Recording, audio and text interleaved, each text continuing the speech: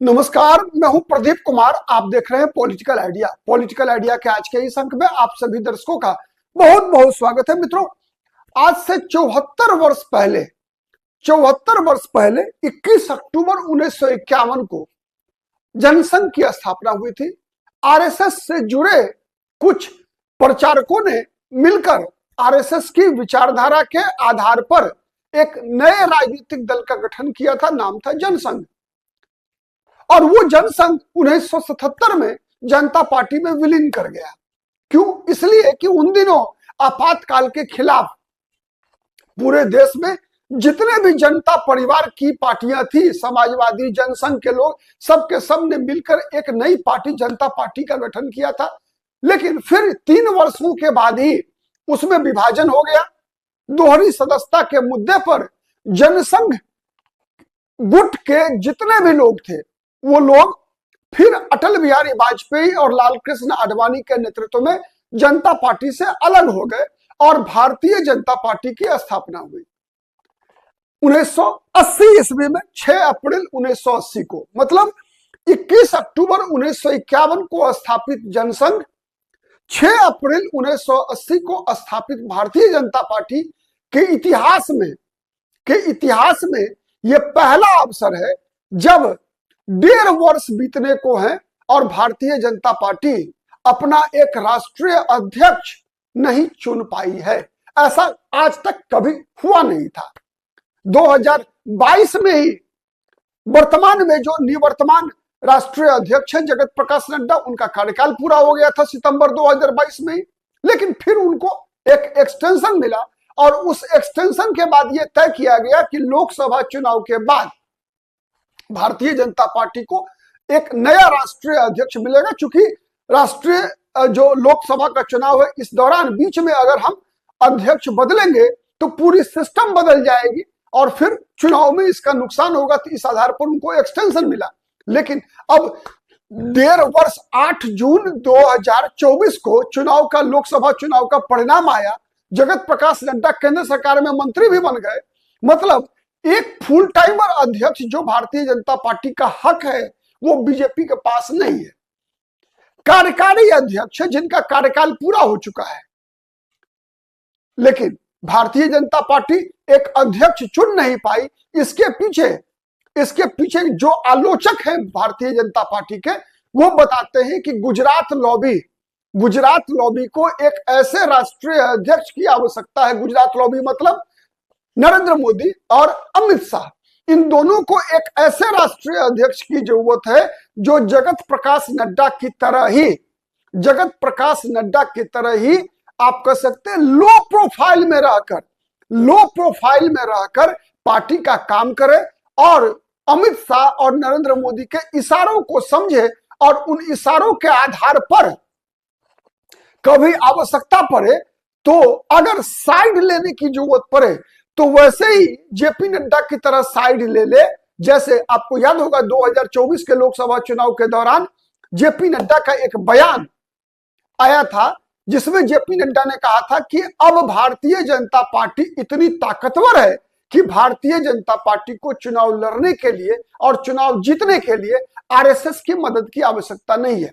कई राजनीतिक विश्लेषक और आरएसएस और बीजेपी के आलोचक तो यहां तक भी कहते हैं कि जेपी नड्डा के इस बयान के बाद ही 2024 के लोकसभा चुनाव में आरएसएस ने भी अपनी पूरी ताकत नहीं लगाया लोकसभा चुनाव में, जिस कारण से परिणाम विपरीत रहा। मतलब बहुमत बीजेपी को अपने बलबूते पर नहीं मिल सका। ऐसा बीजेपी के जो राजनीतिक विरोधी है या जो आलोचक है वो लगातार चुनाव परिणाम आने के बाद लगाते रहे और इसके लिए जेपी नड्डा को जिम्मेवार ठहराते रहे। लेकिन ये ऐसे बयान जेपी नड्डा के द्वारा दिया गया। कहा जाता है कि भारतीय जनता पार्टी के अंदर की जो गुजरात लॉबी, तथा कथित गुजरात लॉबी की बात मैं कर रहा हूं, जिसे नरेंद्र मोदी और अमित शाह के गुट के रूप में चिन्हित करते हैं ऐसे आलोचक, उनका मानना है कि जेपी नड्डा का यह बयान अपनी प्रतिबद्धता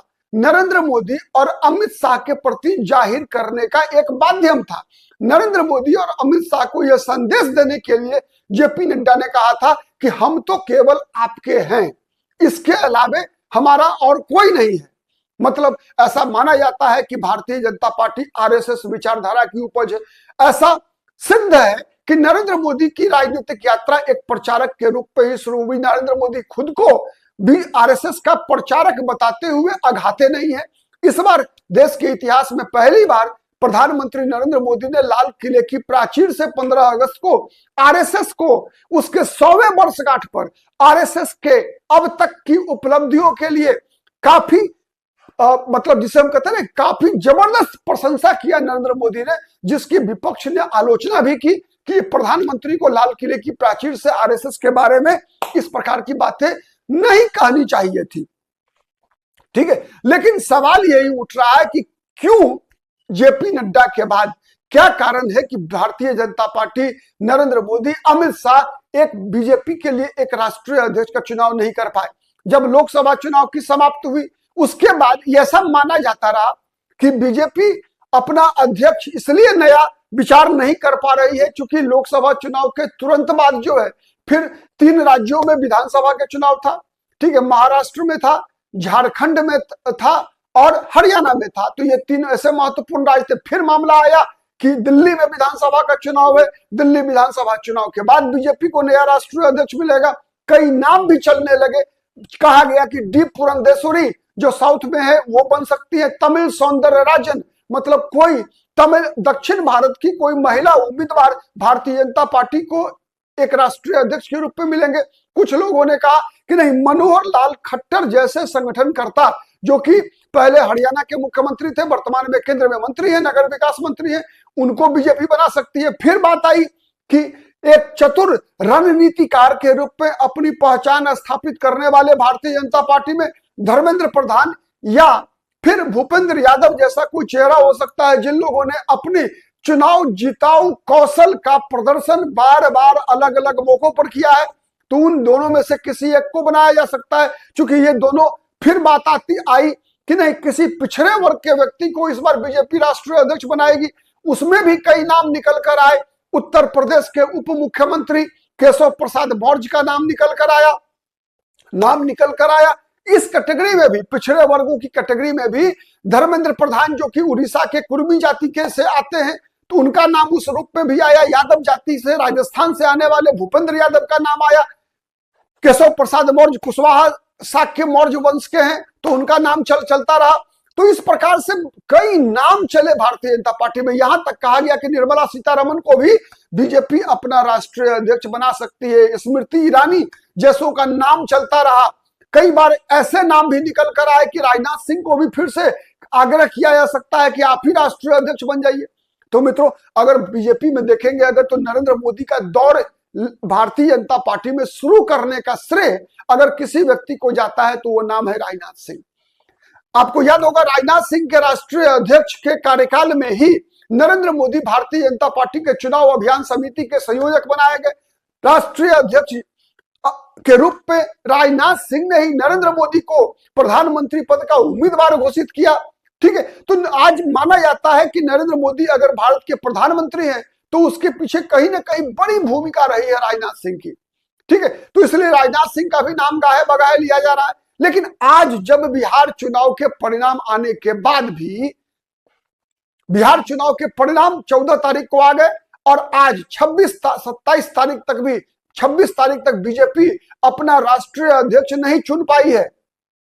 तब कई बार बातें दिमाग में आती है कि भाई कैसे, माने क्या कारण है कि अब तक बीजेपी अपना राष्ट्रीय अध्यक्ष नहीं चुन पाई। तो इसके पीछे क्या संघ आरएसएस और बीजेपी के बीच कोई विवाद है, ये सवाल भी लोग खड़े कर रहे हैं।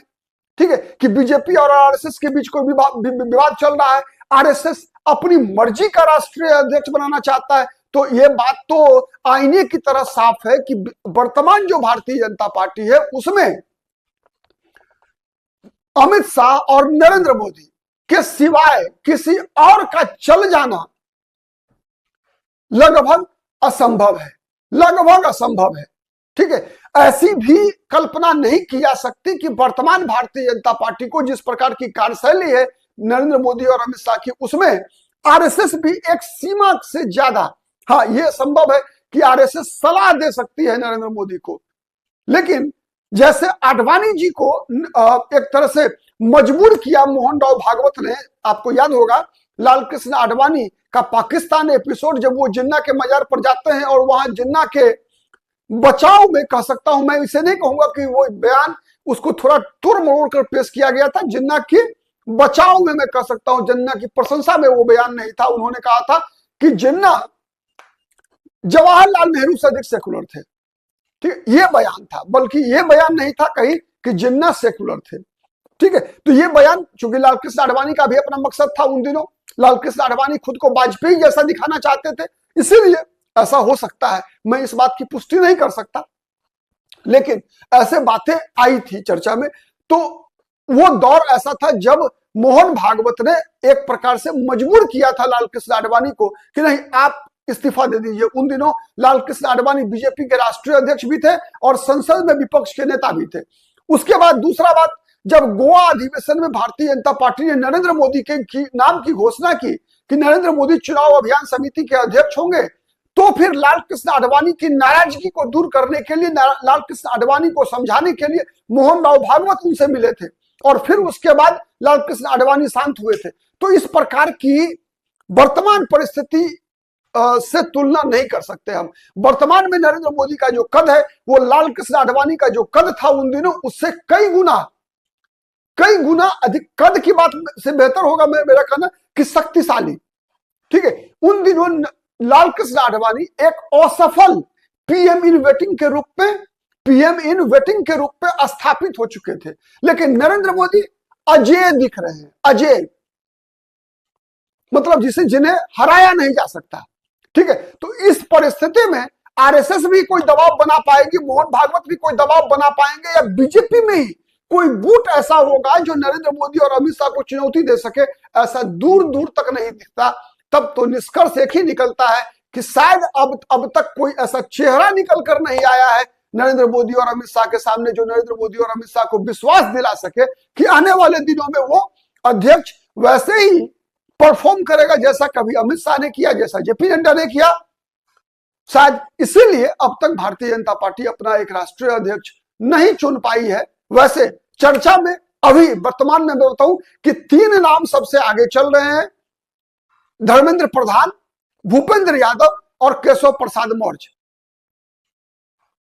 अब देखिए किसके भाग्य की लॉटरी खुलती है और कौन होता है भारतीय जनता पार्टी का राष्ट्रीय अध्यक्ष। क्या गुजरात लॉबी के अलावे कोई होगा, इस बात की कल्पना मत कीजिएगा। आज के लिए इतना ही, बहुत बहुत धन्यवाद।